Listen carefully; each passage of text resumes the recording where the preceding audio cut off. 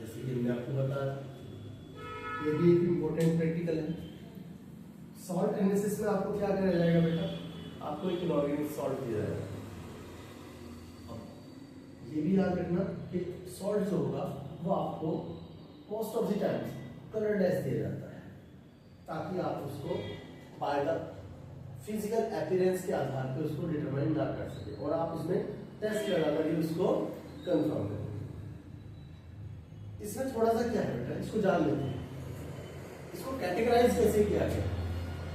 जब हम salt analysis करते हैं तो सॉल्ट एनालिसिस में आपने अगर पढ़ा हो तो जैसे कि सॉल्ट एनालिसिस में हम डिटरमाइन करते हैं कि सॉल्ट के अंदर एक एनायन और एक कैटायन, इनका डिटर्मिनेशन हम उसमें करते हैं। एक कैटायन और एक anion, the anionic species are negatively charged और anionic species are also called acidic radicals। कुछ एग्जामिनर एसिडिक रेडिकल्स भी बोलना कंसीडर करते हैं जिसको एनायंस को। दूसरी ओर जो हमारे पास क्या होता है, एक कैटायन होता है जिसको हमें क्या करना होता है, डिटरमाइन करना होता है सॉल्ट में by the testing.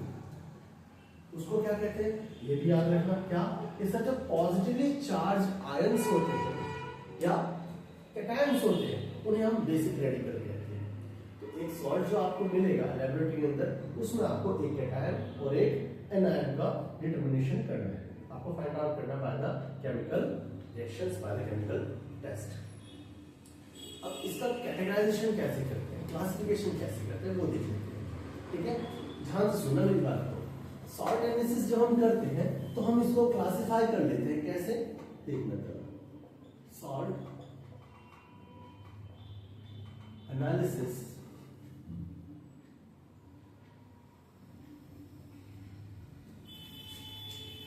have the classification. In it first is called क्या, एनायन। इसको मैंने भी बोला है एनायन को हम क्या कहते हैं बेटा, एसिडिक रेडिकल्स। दूसरे क्या होता है बेटा, कैटायन। इसको मैंने क्या बताया, बेसिक रेडिकल्स। ठीक है, अब एसिडिक रेडिकल और बेसिक रेडिकल इसको भी कैसे किया जाता है बेटा, इसको याद रखना। क्या सर, जब हम एनायंस के लिए टेस्ट लगाते हैं तो आपने ऑब्जर्वेशन टेबल में नोट डाउन किया होगा क्या, टेस्ट फॉर द एनायन या test for the acidic radical. यानी जब हम शुरुआत करते हैं सॉल्ट एनालिसिस करने की, सॉल्ट को एनायन और कैटायंस में कैटेगराइज करने की, तो सबसे पहले जो टेस्ट लगाते हैं हम किस पर लगाते हैं, एनायंस के लिए टेस्ट लगाते हैं। ठीक है, और उसमें भी क्या, further classification of anions have the 3 types of category. कैसे बेटा, इसको भी फर्दर वे में क्लासिफाई किया जा सकता है। कैसे, इसको क्लासिफाई करेंगे as a first group, second one is second group, and the third and last one is named by first group, second group और इसे क्या कहा जाता है बेटा, इंडिपेंडेंट ग्रुप। तीन भागों में इसको क्लासिफाई कर दिया। अब पॉसिबिलिटी क्या होती है, देखिए ध्यान से देखना। एनायंस जो होंगे उनको हमने क्लासिफाई किया 3 कैटेगरी में, इंडिविजुअल कैटेगरी, जिसमें पहले जो फर्स्ट ग्रुप के जो क्या होंगे बेटा, एनायंस होंगे, वो पॉसिबल एनायंस कौन कौन से होंगे उनको जान लेते हैं। वो इसके साथ साथ एक बात और याद रखना कि फर्स्ट ग्रुप का टेस्ट लगाते समय हम क्या लेंगे, कुछ केमिकल्स लेंगे। जैसे कि फर्स्ट ग्रुप में we always use the diluted H2SO4।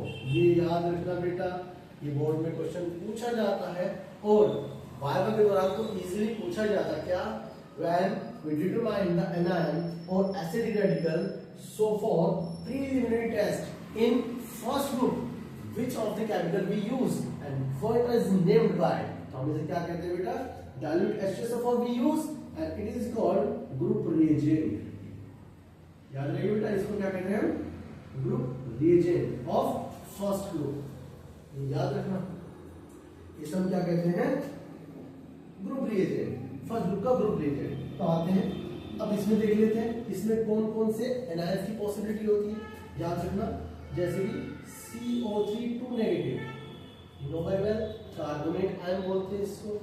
The second one is SO3 negative, SO3 negative 2 negative, SO3 2 negative, एक S2 नेगेटिव, इसको थोड़ा सा और नीचे लिख देता हूं ताकि आप इसमें विजिबल हो सके ठीक से।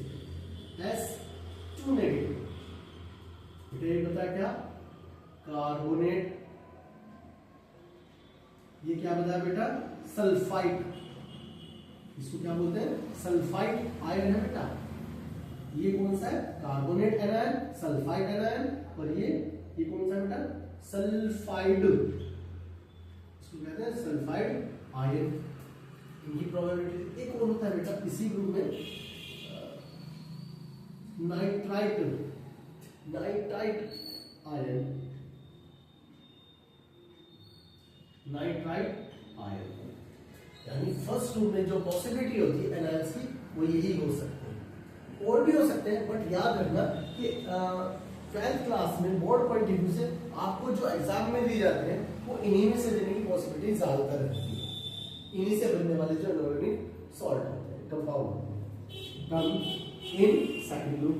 और देखिए जो जरूरी चीजें हैं वो तो जाननी पड़ेगी बेटा, और ये भी याद रखना पड़ेगा जो मैं बता रहा हूँ, इसलिए मैं बहुत ज्यादा लिमिटेड वे में पढ़ा रहा हूँ ताकि आपको कम से कम इतनी चीजें तो पता ही पता हो कि फर्स्ट ग्रुप के रेडिकल कौन कौन से होते हैं, कार्बोनेट होता है, सल्फाइड होता है, सल्फाइड होता है, नाइट्राइट होता है, ये तो आपको याद रखने पड़ेगा कुछ तो, क्योंकि देखिए होते तो और भी बहुत सारे हैं, बट क्या है कि आपको कुछ तो याद रखने पड़ेगे जो नेसेसरी है।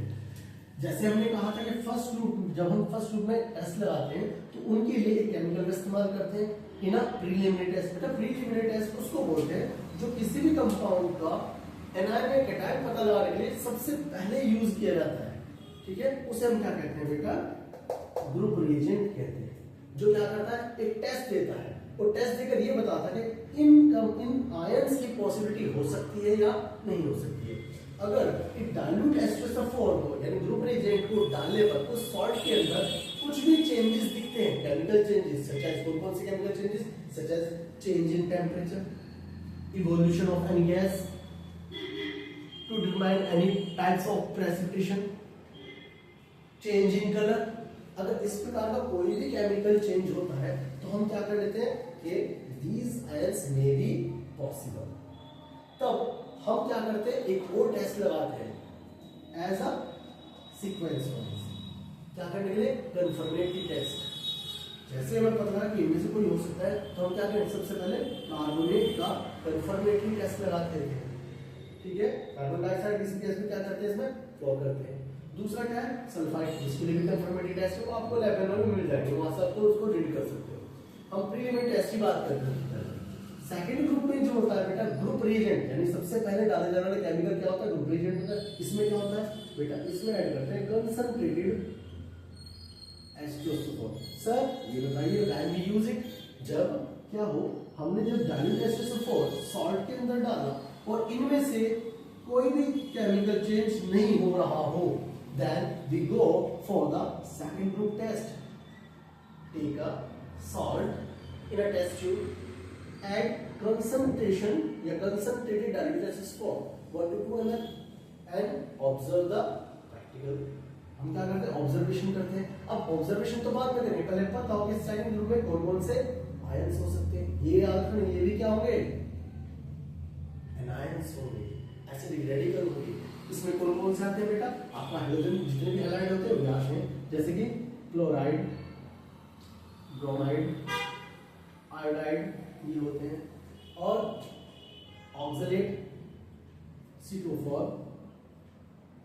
Negative, acetate CH3COO negative, okay get it, and nitrate also, nitrate NO3 negative. ये सारे क्या होते हैं बेटा, सेकंड ग्रुप के रेडिकल्स होते हैं। याद रखना इन सब को, नाम लिखना चाहे तो लिख सकते हो, पर वो ज्यादा टाइम टेकिंग होगा बेटा, तो अपने आप जानती हैं आप। क्लोराइड, ब्रोमाइड, आयोडाइड, ऑक्सलेट, इसको क्या कहते हैं? ऑक्सलेट। इसको कहते हैं एसीटेट, ठीक है, इसको कहते हैं नाइट्रेट, ठीक है। यदि इनमें से भी कोई केमिकल चेंज नहीं दिखाई देता है, then we write in inference column of observation table second group radicals are absent. Then we go for the further test of independent group in which two types of ions occur, या anions, in which first is phosphate, PO4 2 negative, and second is sulfate, SO4 2 negative. ये क्या होता है? phosphate. The second is sulfate. Independent group लिखा है, इसका मतलब क्या है कि सर इसके लिए हम सीधा सीधा स्पेशल केस की कैटेगरी में हम सीधा कंफर्मेटिव टेस्ट करा सकते हैं। इनकी तरह इनका ग्रुप रिएजेंट नहीं है, ठीक है, जिससे पॉसिबिलिटी पता लगाई जा सके इनके लिए ऐसा नहीं है। इन दोनों स्पेशल केस के लिए इंडिपेंडेंट ग्रुप क्यों कहा? क्योंकि इनके लिए कोई भी ग्रुप रिएजेंट नहीं होता। सीधा क्या लगाया जाता है बेटा इनके लिए? कंफर्मेटिव टेस्ट करा के पता लगाया जाता है। सच है, हमारे पास सोल्ट था, हम एनायंस के लिए टेस्ट करा रहे हैं, फर्स्ट ग्रुप भी एब्सेंट, सेकंड ग्रुप भी एब्सेंट, देन हमारे पास तीसरा ही ग्रुप बचता है, तो उसके लिए प्रीलिमिनरी टेस्ट कराने की आवश्यकता नहीं है। सीधा हम क्या करते हैं? कंफर्मेटरी टेस्ट कराते हैं and check the anion. Now we come on cations और बेसिक रेडिकल। बेटा यहां से आपको मिल ही जाता है, 100% श्योरिटी के साथ आपको मिलेगा ही मिलेगा। आपकी लेबोरेटरी में जो आपको सॉल्ट दिए जाएंगे वो इन्हीं में से दिए जाएंगे, इससे बाहर नहीं दिया जाएगा। तो इनके जो मैंने बताया आपको प्रीलिमिनरी टेस्ट, एक एक कंफर्मेटरी टेस्ट इनका जरूर याद कर लेना, देख लेना, ठीक है। मोस्ट प्रोबेबिलिटी आपको पता लगेगा, जो आपको केमिस्ट्री लैब में परफॉर्म करा रखे हैं आपके इंटरनल एग्जामिनर ने, आपके क्लास टीचर ने, या फिर आपके सब्जेक्ट टीचर ने जो करा रखे हैं, वो आपको पता ही होगा, तो उनसे उनको अच्छे से प्रिपेयर करना। एक कंफर्मेटरी टेस्ट जरूर याद कर लेना, इस बात को याद रखना, ठीक है। आगे चलते हैं कैटायन की तरफ। बेटा इसमें क्या होता है, ये थोड़ा सा ब्रॉड है। ब्रॉड कैसे है सर? इसमें हम सबसे पहले शुरू करते हैं जीरो ग्रुप से, जीरो ग्रुप से। और जीरो ग्रुप में क्या होता है बेटा? यहां पर आ जाता है एक कैटायन, इसका नाम है NH4 पॉजिटिव। नेम क्या है बेटा इसका? अमोनियम, अमोनियम आयन, ठीक है। इसका फर्स्ट ग्रुप होता है, फर्स्ट ग्रुप में क्या आता है बेटा? फर्स्ट ग्रुप में इसका आता है Ag2 पॉजिटिव, Pb2 पॉजिटिव होगा, आई थिंक मैं चेक कर लेता हूं, yes Pb2 positive and Ag2 positive, दोनों ही आते हैं Pb2 पॉजिटिव। फिर सेकंड ग्रुप में आता है, ठीक है। सेकंड ग्रुप में क्या रहता है? जैसे कि आपका Ag2 पॉजिटिव, हाँ Pb2 पॉजिटिव बेटा याद ना, Pb2 पॉजिटिव जो होता है, Pb क्या है बेटा यहाँ पे? लेड आयन है, ये याद रखना। आपका Pb लेड आयन जो होगा, लेड कैटायन जो होगा, वो ग्रुप फर्स्ट में भी एग्जिस्ट करता है और ग्रुप सेकंड में भी एग्जिस्ट करता है, ठीक है। उसके बाद अपना दिमाग लेते हैं, उसके बाद बेटा कॉपर, ये भी इसी में आता है सेकंड ग्रुप में। आर्सेनिक As3 पॉजिटिव, ये भी इसी में आता है। फिर आता है थर्ड ग्रुप, फिर आता है फोर्थ ग्रुप, फिर आता है fifth group, and then the last is sixth group. ऐसे इसमें क्या होता है बेटा? अलग अलग जो कैटायंस है वो इसमें कंसीडर किए जाते हैं, अलग अलग, तो बहुत सारे हैं, और भी ज्यादा ब्रॉड हो जाता है तो और भी बहुत सारे हैं, वो आप अपनी लैब पेपर में रिटर्न है बेटा, आप देखोगे कैटायंस की लिस्ट में तो सारे आपको वहीं पर मिल जाएंगे, ठीक है। तो इसको ज्यादा आप वहीं से नोट डाउन कर लेना चाहे तो, ठीक है। ये आपको केवल बताने का तरीका है कि होगा कहाँ से, कैसे होगा। तो हमें क्या निकालना होता है? एक सॉल्ट प्रोवाइड करते हैं हमें, उसमें से एक एनायन और एक कैटायन निकालना होता है। सबसे पहले एसिडिक के लिए टेस्ट लगाते हैं, एसिड रेडिकल या फिर एनायन के लिए। फर्स्ट ग्रुप के लिए लगाते हैं जिसमें ग्रुप रिएजेंट क्या होता है, डायल्यूटेसिस हो। सेकंड ग्रुप के लिए लगाते हैं तो क्या होता है बेटा, कंसंट्रेटेसिस हो। इंडिपेंडेंट ग्रुप में क्या होता है बेटा, फॉस्फेट हो सकता है, सल्फेट हो सकता है। जब हम जीरो ग्रुप के लिए लगाते हैं, कैटायंस के लिए, बेसिक रेडिकल्स के लिए, तो इसके लिए बेटा इसके लिए भी क्या होता है, जैसे हमारा जीरो ग्रुप है अमोनियम के लिए, इसका भी ग्रुप रिएजेंट होता है जैसे कि sodium hydroxide, it means NaOH। ये क्या होता है बेटा, इसका ग्रुप रिएजेंट होता है जीरो ग्रुप का। ठीक है, जब क्या करते हैं, हमारे पास सॉल्ट है, we take a pinch of salt into test tube and add the dilute या aqueous solution of sodium hydroxide। आपके पास लैबोरेटरी में मिलता है, जैसे आप इसमें ऐड कर देते हो एक पंजेंट स्मेल आती है किसकी बेटा, अमोनिया की। जैसे आप टेस्ट ट्यूब को थोड़ा स्मेल करते हैं तो पंजेंट थोड़ा सा गंदी सी बदबू आती है किसकी, अमोनिया की। और इसका भी फिर एक कंफर्मेटरी टेस्ट करके चेक कर सकते हैं, सभी के लिखे होंगे। जैसे कि अमोनियम के लिए कंफर्मेटरी टेस्ट क्या होता है बेटा, when we take a glass rod dipped into the HCl hydrochloric acid concentrated HCl में डिप की हुई हम ग्लास रोड लाते हैं इस टेस्ट ट्यूब के ऊपर, जिसमें हमने क्या डाला है, salt, pinch of salt and sodium hydroxide. तो जैसे हम उसमें क्या लाते हैं, डिप की हुई हाइड्रोक्लोरिक एसिड में डिप की हुई क्या लेके आते हैं बेटा, एक ग्लास रोड लाते हैं तो बेटा डेंस फ्यूम्स यानी सफेद धुआं निकलता है टेस्ट ट्यूब से। तो वहीं पर क्या हो जाता है, कंफर्मेटरी टेस्ट कर जाते हैं किसके लिए, अमोनियम आयन। इसी प्रकार से कई सारे हैं बेटा, कॉपर के लिए भी बहुत ज्यादा वैल्यूएबल टेस्ट करते हैं, कॉपर रिंग टेस्ट बोलते हैं जिसमें बहुत सारे टेस्ट है, इनको आप अपनी लाइब्रेरी में पढ़ सकते हैं। ठीक है, कुछ टेस्ट तो तैयार ही कर लेना, मैं आपको ये बता देता हूँ कहां से आगे की प्रोबेबिलिटी होती है। अमोनियम मोस्ट इंपोर्टेंट, ज्यादा से ज्यादा दिया जाता है। सेकंड इज लेड एसिटेट दिया जा सकता है आपको, जैसे मैंने आपको नाम बोला भी, लेड एसिटेट, ध्यान रखना इस बात को, ध्यान सुन लो, लेड एसिटेट।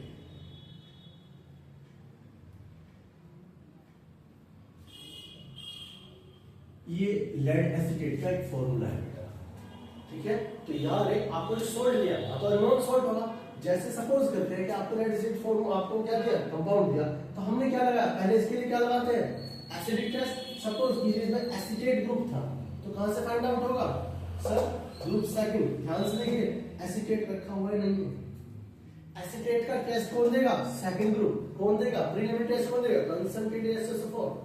तुरंत उसके बाद क्या लगाएंगे, इसका कंफर्मेटरी टेस्ट करा देंगे। दूसरा क्या है बेटा, PB2 पॉजिटिव, कहां पर आ रहा है, ग्रुप फर्स्ट में भी है और ग्रुप सेकंड में भी है, दोनों के लिए टेस्ट अलग अलग है कंफर्मेटरी टेस्ट। तो याद रखना, मैं आपको बता रहा हूं जो किस किस के लिए बेटा, किस किस के लिए है बेटा, मिनट ये बेटा याद रखना, इसको नोट डाउन करते जाना, NaOH। तो बेटा एक तो मैंने बताया अमोनियम के लिए, एक लेड के लिए, एक कॉपर के लिए, एक Fe होता है बेटा, Fe के लिए भी बहुत इंपॉर्टेंट होता है। जैसे एल्यूमिनियम हो गया, आपके ग्रुप थर्ड में आता है, ग्रुप एक लिख देता है उसमें बेटा, ये भी पूछ लिया जाता है। जैसे कि मैंने बताया Al एल्यूमिनियम 3 पॉजिटिव और Fe 3 पॉजिटिव। याद रखना, इनमें से क्या की पूरी पॉसिबिलिटीज होती है।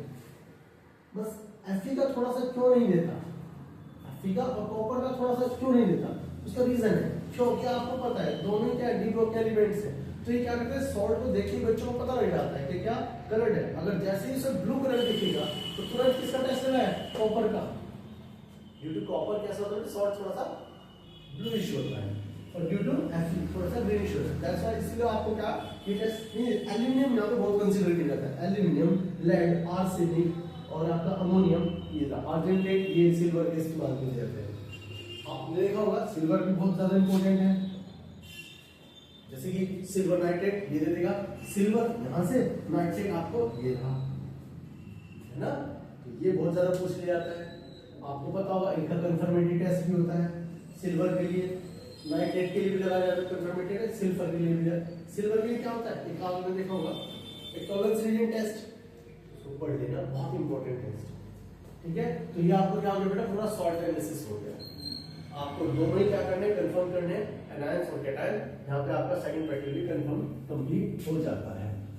जो भी रिगार्डिंग क्वेश्चंस हैं वो मैंने आपको बताई दी है। And the next practical is functional group detection test, which has the weightage marks of 6, यानी 6 मार्क्स का आपका वो प्रैक्टिकल है। उसमें मैं आपको छोटा सा बता देता हूँ कि आपको क्या क्या उसमें पॉसिबिलिटी है, किस किस फंक्शन होती है। ठीक है बेटा,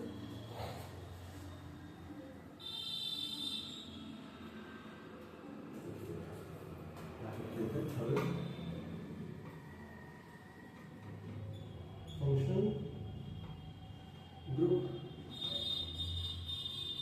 डिटेक्शन टेस्ट। क्लियर?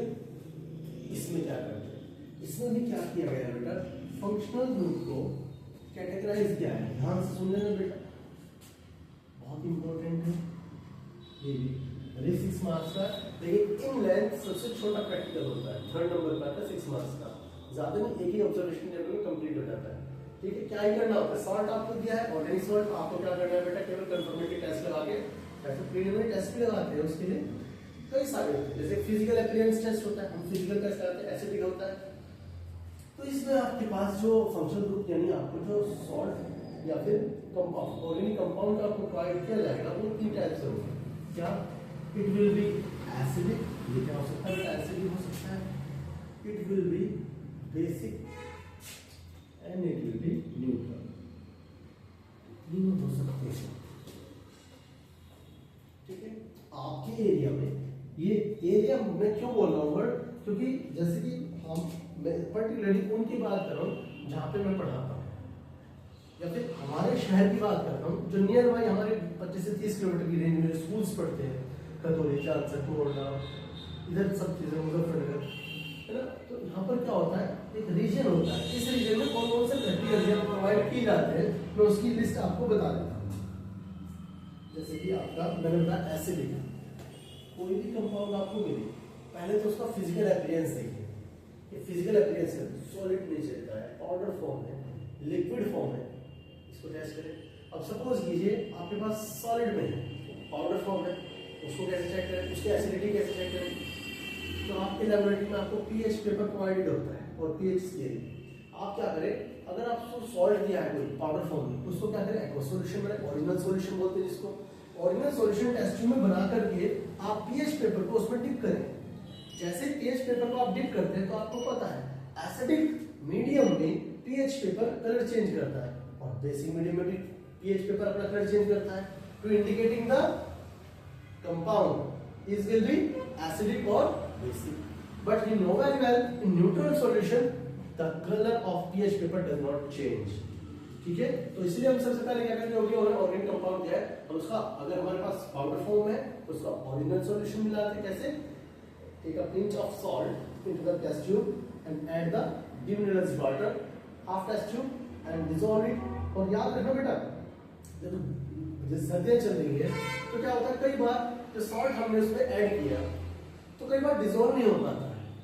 ऐसी परिस्थिति में हम क्या करते हैं, जैसे विंटर्स चल रही है, रूम टेम्परेचर भी आप ये मान लीजिए टेम्परेचर अप्रोक्सीमेट 10 डिग्री सेल्सियस होता है, तो ऐसी स्थिति में हम क्या करते हैं, उसको हीट अप कर देते हैं। हीट अप करने से क्या होता है, आपको पता है टेम्परेचर राइज होने से सॉल्युबिलिटी इंक्रीज हो जाती है, तो सॉल्युबल हो जाता है। लेकिन अगर तब भी नहीं हो रहा तो फिर हम जान लेते हैं कि क्या इनसॉल्युबल सब्सटेंस, इनसॉल्युबल कंपाउंड हमारे पास है। आगे चलते हैं, सपोज कीजिए आपके पास लिक्विड कंपाउंड है, तो हम क्या करेंगे, उसमें हम पीएच पेपर डालेंगे और चेक कर लेंगे। पीएच स्केल होता है आपके पास, कलर डार्क है तो दिख जाता है उसमें पीएच जैसे भी वैल्यू होगी, आपको पता है pH scale stands from 1 to 40 and the 7 value of pH scale will be said that compound is neutral form. Below the 7 scale the compound will acidic and above the 7 pH scale will be basic। ये आपको पता ही होगी बात। तो सबसे पहले मैंने आपको बताया फिजिकल अपीयरेंस देखें, दूसरा आप पीएच पेपर के द्वारा उसको टेस्ट कर सकते हैं, एसिडिक है। याद रखना एसिडिक में आपके पास जो दे सकते हैं आपको यहाँ पे तो कोई कंपाउंड है और भी है, लेकिन आपको दिए जाते हैं। पहला बेटा क्या होता है, carboxylic acid, carboxylic acid function. याद रखना बेटा एक बात हो, कार्बोक्सिलिक एसिड का मतलब ये है कि the compound which have the functional group COOH will be carboxylic acid, such as you know very well क्या HCOOH it stands for the formic acid. It will be CH3COOH is called acetic acid. Ethanoic acid भी कहते हैं and propanoic acid. ऐसे further नहीं चलता है. Benzoic acid आपने aromatic होगा तो बेंजोइक एसिड हो सकता है. ठीक है, ये आपको दिया जा सकता है. क्लियर. दूसरा क्या हो सकता है सर एसिडिक ग्रुप में फिनॉल, ये भी आपको दिए जा सकता है. Phenol which has the general or molecular formula C6H5OH. Aromatic है, नोबल एरोमेटिक है. दैट मींस इसका स्ट्रक्चरल फॉर्मूला कैसे होगा OH. आपको पता है एसिडिक होता है. फिनॉल कैसे होता है बेटा एसिडिक होता है. क्यों होता है? क्योंकि एक्वस सॉल्यूशन में H पॉजिटिव आयन रिलीज करने की टेंडेंसी रखता है. ठीक है, चलिए आगे चलते हैं. तो इसमें दो हो सकते हैं. क्या क्या बताया आपने? कार्बोक्सिलिक एसिड और फिनॉल. इसमें बेटा क्या होगा यहाँ पे बेसिक में आपको जैसे कि अमाइंस दे सकता है ना, which has the function group of NH2 है ना. अमाइंस जैसे कि आपने देखा होगा मिथाइलमाइन, इथाइलमाइन,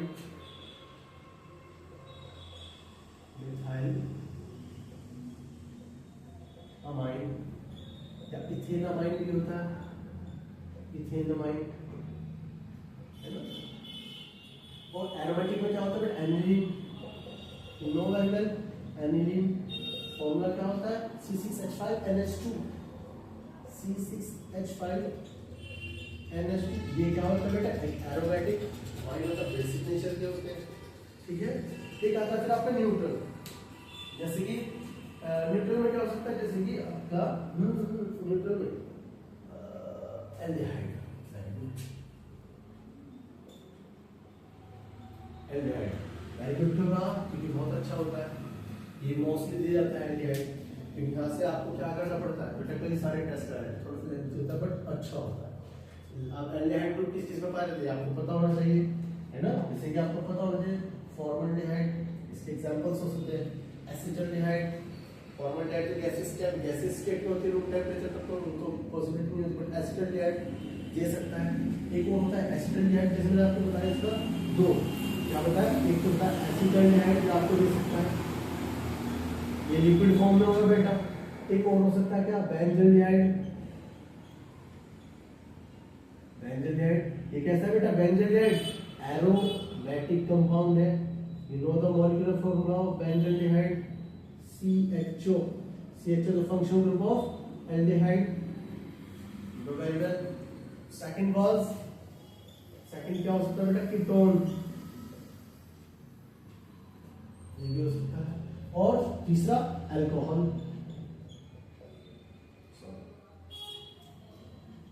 तीसरा क्या हो सकता है बेटा अल्कोहल. यही आपको ज्यादातर पॉसिबिलिटी है कि इन्हीं कंपाउंड्स में से आपको फंक्शनल ग्रुप डिटेक्शन टेस्ट दे सके आपकी लैबोरेटरी में जो आपको परफॉर्म कराया जाएगा. ठीक है. तो अब आते हैं हम अपनी मेन मुद्दे पर जो क्या है हमारा सबसे लास्ट. ये तीनों क्राइटेरिया हमने यहाँ पे कंसीडर किए. तीनों के रिगार्डिंग हमने जाना कि कहाँ से क्या क्या पॉसिबिलिटी है. याद रखना बेटा इसमें क्या होता है वाइवा में यहाँ से क्या पूछा जा सकता है. ये क्वेश्चन अराइज होता है कि वाइवा में सर यहाँ से क्या पूछा जा सकता है. जैसे सॉल्ट एनालिसिस में हुआ जैसे वॉल्यूमेट्रिक टाइट्रेशन में यहाँ से क्या हुआ यहाँ से ये पूछा जाएगा कि बेटा आपने जब टेस्ट कराया फंक्शनल डिटेक्शन टेस्ट कराया तो सबसे पहले प्राइमरी टेस्ट क्या लगाया आपने.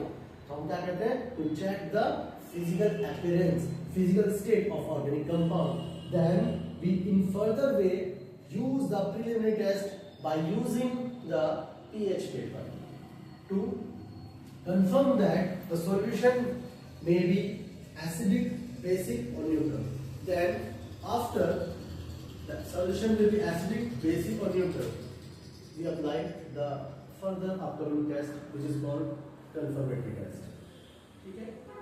इसके साथ साथ तीनों प्रैक्टिकल कंप्लीट हो जाते हैं।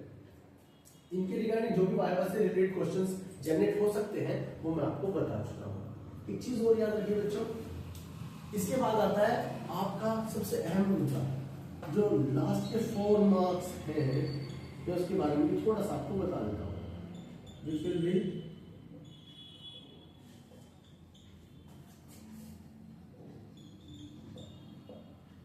Be taken from project report. आपने देखा होगा, आपने एक प्रोजेक्ट रिपोर्ट तैयार की होगी, एक प्रोजेक्ट फाइल बनाई होगी, किसी पर्टिकुलर टॉपिक के ऊपर आपने उसकी स्टडी की होगी, अच्छे से उसको जानना होगा, उसके बारे में कई सारी चीजें लिखी होगी, इंडेक्स भी फिल किया होगा, उसके बारे में एक्नॉलेजमेंट लिखा होगा आपने, और उसके बारे में ये समझ लीजिए आपने उसकी पूरी तरह से रिसर्च की होगी इस टॉपिक के बारे में।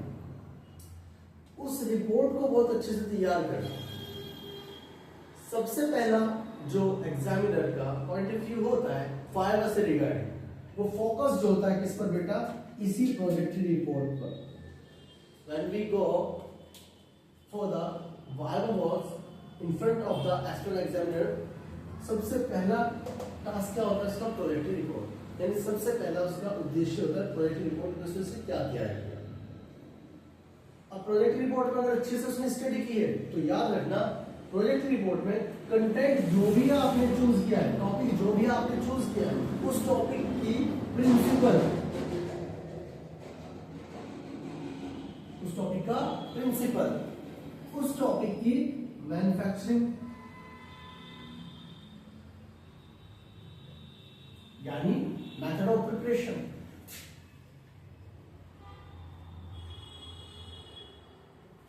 Method of preparation. Suppose that आपने क्या किया बेटा, कोई क्लोरोफॉर्म बनाया आपने, तो क्लोरोफॉर्म अगर बनाया तो उसका प्रिंसिपल क्या है, फिर उसका manufacturing event, method of preparation.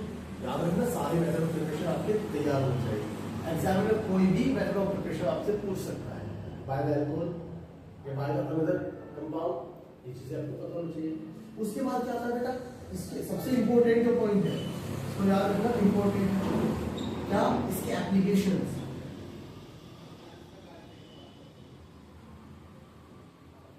कोई भी कंपाउंड हो वो विशेष होता है उसके एप्लीकेशंस के कारण, कि उसके अनुप्रयोग क्या है, उसकी यूजेस क्या है ना। दूसरी बात, जो सबसे लास्ट बात निकल के आती है एप्लीकेशन के बाद, क्या कई चीजें ऐसी होती है बेटा, उनके प्रोस एंड कॉन्स दोनों ही होते हैं, कोई भी चीज, तो उसके प्रोस एंड कॉन्स दोनों ही आपको पता होनी चाहिए। यानी ये बात आपको पता होनी चाहिए बेटा, कई सारी ऐसी चीजें होती हैं जो आर्टिफिशियल फॉर्म में बनाई जाती है हमारे केमिस्ट्री या किसी भी चीज में, जैसे हम नेचुरल सब्सटेंस की बात कर रहे हैं, आर्टिफिशियल कंपाउंड्स की बात कर रहे हैं, सबके अपने अच्छे और बुरे पहलू होते हैं, उसके बारे में पता होना चाहिए आपको। ठीक है, तो ये आपकी प्रोजेक्ट रिपोर्ट हो गया। इसमें मैंने जो जो पॉइंट्स आपको बताया, principle, manufacturing, method of preparation, applications, उसके प्रोस एंड कॉन्स, उसकी अच्छाइयाँ, उसकी बुराइयाँ, ये सब आपको पता होना चाहिए। यहीं पर हमारी क्लास ओवर हो जाती है, लेकिन मैं आपको एक चीज बताता हूँ, इस चीज से मैं आपको आश्वस्त कर सकता हूँ कि जितना कुछ मैंने आपको बताया छोटे छोटे पहलुओं के बारे में, उससे बाहर नहीं पूछा जाएगा। हाँ, एक कंडीशन में पूछा जा सकता है, उसके लिए भी प्रिपेयर रहिए। सच सपोज दैट, मान लेते हैं आपसे एग्जामिनर ने तीनों प्रैक्टिकल से रिगार्डिंग क्वेश्चंस किए, आप आंसर नहीं दे पाए। प्रोजेक्ट रिपोर्ट के रिगार्डिंग आपसे क्वेश्चंस किए, आप आंसर नहीं दे पाए। तब यहां पर एक ऑल्टरनेट निकल के आता है, द लास्ट वे। एग्जामिनर अक्सर पूछ लेते हैं कि ठीक है, आप हमें ये बताइए कि बोर्ड एग्जाम्स के बिहाफ पर आपने कोई सा एक चैप्टर जो हो जिसमें आपकी कमांड बहुत अच्छी हो, आप उसके बारे में बताइए, हम वहीं से आपसे क्वेश्चंस पुट आउट करेंगे। तो एक बात और याद रखना, अगर जो मैंने आपको बताया है ये सब कंटेंट आपने तैयार कर रखा है, तो आप पूरे कॉन्फिडेंटली ये कह सकते हैं कि sir please ask the question from the project report and lab report, I did very well prepared it, ये आप बोल सकते हैं। बट अगर यहाँ से आंसर नहीं कर पा रहे हैं बेटा, तो इस केस में एक चीज याद रखिए, 1 से 2 चैप्टर बहुत अच्छे से प्रिपेयर करके जाना। या फिर हो भी गई बोर्ड एग्जाम्स आपके पास में है, तो उस दशा में एग्जामिनर कई बार ये ऑल्टरनेट आपको दे देता है कि अगर आप यहाँ से नहीं जानते, हालांकि सभी जगह अप्लाई नहीं होता कि आपको ये मतलब इस चीज़ की छूट दे कि वो थ्योरी में जाए, बट कई बार ऐसा होता है। एग्जामिनर भी एक ह्यूमन बीइंग है, तो समझता है कि बच्चे बोर्ड के लिए आपको बहुत ज़्यादा पढ़ाई करते हैं, स्टडी करते हैं, तो प्रैक्टिकल्स को ज़्यादा टाइम नहीं दे पाते, तो उस दौरान हो सकता है। बट मैं तो यही कहूँगा, अगर आपने जितना मैंने आपको बताया उतना कंटेंट भी अगर आपने याद कर लिया, अच्छे से इसको समझ लिया, लिख लिया, नोट डाउन किया, तो बेटा यहाँ से बाहर से क्वेश्चन नहीं आएगा। इस चीज़ के लिए मैं आपको इंश्योर कर सकता हूँ। तो ठीक है, इसी के साथ हम नेक्स्ट वीडियो भी लेकर आएंगे, वो जो डिपेंड होगी या बेस्ड होगी बेटा किस चीज़ पर, हमारे बोर्ड एग्जाम्स पर। बेटा मैं पिछले 5 सालों से बोर्ड एग्जाम्स में इवैल्यूएशन भी कर रहा हूँ, तो इवैल्यूएशन के दौरान हम जब आपकी कॉपी चेकिंग करते हैं तो कई सारी चीज़ें हमें जानकारी हमारी आती है कि किन केसेस पर बच्चों को किन पॉइंट्स पर बच्चों को विचार करना चाहिए। कई बार क्या होता है बेटा, बच्चे ने पढ़ा है लेकिन लिखने की प्रैक्टिस नहीं है, लिखने की स्ट्रैटेजी नहीं है, मार्क्स कैसे गेन किए जा सकते हैं, वो क्या क्या स्ट्रैटेजीज हैं, वो स्ट्रैटेजीज तैयार करनी होंगी आपको, तो हो सकता है आप बहुत अच्छे से कर पाए और मार्क्स गेन कर पाए। तो इसीलिए थैंक यू।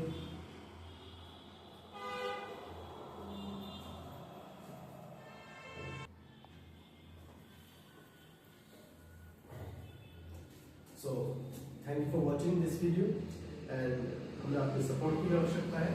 इस वीडियो के माध्यम से हम ये जानेंगे कि हम आपसे कितना रिलेट कर पाए, आपको कितना सिखा पाए। अगर आपको कोई भी फायदा मिले इस वीडियो के द्वारा, आपको कुछ लगे आफ्टर द प्रैक्टिकल एग्जाम कि हाँ कुछ चीज़ें आप समझ पाए और वो सच में वर्क करती है, तो please support us. Thank you.